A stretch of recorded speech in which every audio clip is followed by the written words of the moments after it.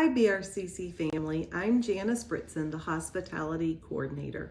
Today is day 13 of our 21 days of prayer and fasting, and I will be reading from Matthew 20, through 16. This is the parable of the workers in the vineyard.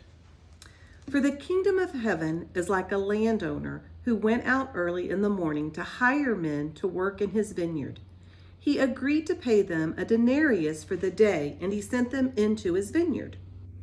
About the third hour, he went out and saw others standing in the marketplace doing nothing. He told them, "You also go and work in my vineyard, and I will pay you whatever is right." So they went. He went out again about the 6th hour and the 9th hour and did the same thing. About the 11th hour, he went out and found still others standing around. He asked them, "Why have you been standing here all day long doing nothing?" "Because no one has hired us," they answered. He said to them, "You also go and work in my vineyard." When evening came, the owner of the vineyard said to his foreman, "Call the workers and pay them their wages, beginning with the last ones hired and going on to the first."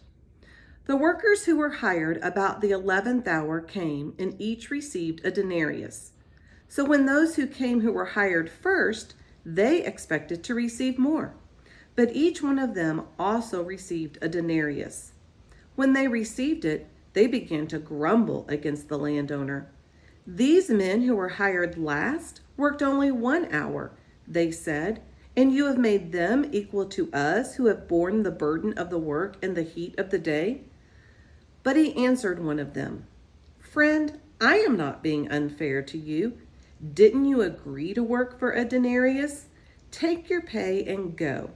I want to give the man who was hired last the same as I gave you. Don't I have the right to do what I want with my own money? Or are you envious because I am generous?" So the last will be first, and the first will be last. I pray that you are enjoying your time with God and this extra time that you're giving during your fasting. And we will see you tomorrow for our next reading.